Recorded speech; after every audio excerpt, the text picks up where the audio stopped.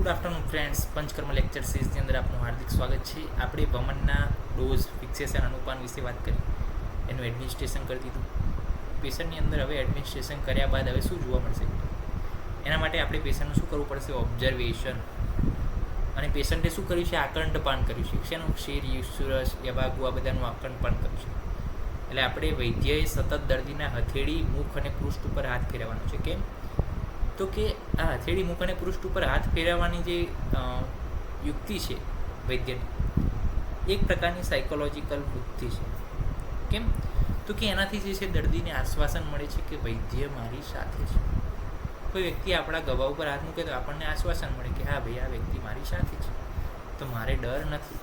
તે જ રીતનું આશ્વાસન વૈદ્ય પેશન્ટને આપે છે, જેથી પેશન્ટને કોઈ ડર ના રહે, અને ડર ના રહે તો એની અંદર કોઈ કોમ્પ્લિકેશન ઉત્પન્ન થાય નહીં. વિશ્વાસ રહે પેશન્ટને શું રહે? શ્રદ્ધા રહે કે મને આ મટાડી દેશે.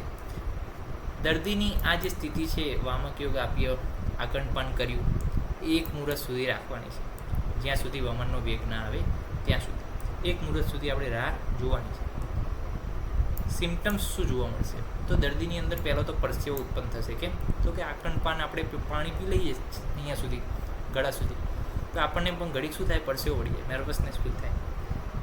તો એ જ રીતના જે છે આની અંદર પેશન્ટમાં પણ જે છે સ્વેદ ઉત્પન્ન થાય છે. કેમ? તો કે દોષો જે છે બધા એ લિક્વિફાઈ થયા છે. કેમ લિક્વિફાઈ? અને changes are produce due to, આ સ્વેદ કેમ આવ્યો? તો કે ઉષ્ણ તીક્ષ્ણ ગુણના કારણે દોષ અલગ અલગ થયા છે, ફ્રેગમેન્ટ થયા છે, એટલા માટે. પ્લસ દોષોની વૃદ્ધિ થઈ છે, અને સ્થૂલ અને અણુસ્રોતસ્થિતિ તે એક્ઝ્યુડેટ થાય છે. એટલે જે દોષો શાખામાં ભરાઈ ગયા હતા, એ દોષો ક્યાં આવ્યા? હવે કોષ્ઠમાં. તો કોષ્ઠમાં જેવા આવ્યા એવો એમને શું ઉત્પન્ન કર્યો? સ્વેદ ઉત્પન્ન કર્યો.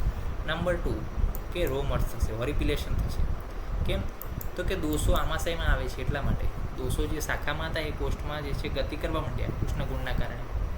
તો હવે કોષ્ઠમાં આવવા માંડ્યા, તો કોષ્ઠ તરફ આવે તો શું થાય? રોમહર્ષ થાય. આપણી અંદર કંઈ ફરતું હોય કીડીઓ એકાદા શરીર ઉપર, તો આપણને શું થઈ જાય? તરત રોમહર્ષ થઈ જાય, આપણું હોરિપિલેશન થઈ જાય. તો એ જ રીતે જેવા દોષો જે છે આવે છે શાખામાંથી કોષ્ઠમાં, તો ત્યારે શું થાય છે? રોમહર્ષની લાગણી ઉત્પન્ન થાય છે. કુક્ષી આત્માન. કેમ? તો કે દોષો આમાશયની અંદર આવે છે અનુપ્રવાહણ ભાવથી. અનુપ્રવાહણ ભાવ એટલે શું? તો જેવી રીતે પાણી વેળીએ અને એક પાણી કંઈ અલગ થાય, પાણીને આપણે અલગ કરી શકીએ કે ભાઈ આટલો ટુકડો પાણીનો અલગ, આટલો ટુકડો અલગ.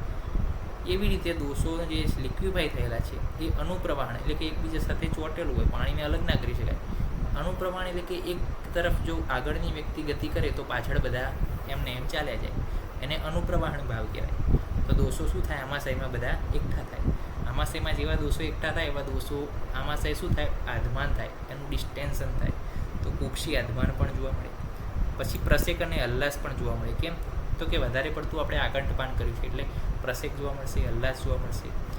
અને દોષો જે છે મુખમાંથી શું થાય? પછી દોષો ઉપરના ભાગમાંથી બહાર આવે. ઉદાન વાયુના પ્રકોપના કારણે અગ્નિવાયુથી, અને જે આપણે મદનફલ, પીપલીને બધું લીધું છે એનો પ્રભાવ છે, એના પંચમહાભૌતિક ગુણો છે કે અગ્નિવાયુ ને આકાશ, તેનાથી શું છે? ઉપરની તરફ ગતિ કરવાનું વધશે. ઔષધ સાથે દોષો, તો ઉદાન વાયુનો પ્રકોપ થાય, ઉધ્વ ગતિ કરશે, આ બધા લક્ષણો જોવા મળશે, અને વમન થશે. તો સ્વેદ જોવા મળશે, રોમહર્ષ જોવા મળશે, કુક્ષી આધમાન જોવા મળશે, અને પ્રસેક હલ્લાસ જોવા મળશે. તો આટલા લક્ષણો જે છે આપણને જોવા મળે છે. તેના પછી વમન ઔષધ આપ્યા પછી કેટલા ટાઈમ માટે? એક મુહૂર્તના સમયગાળામાં.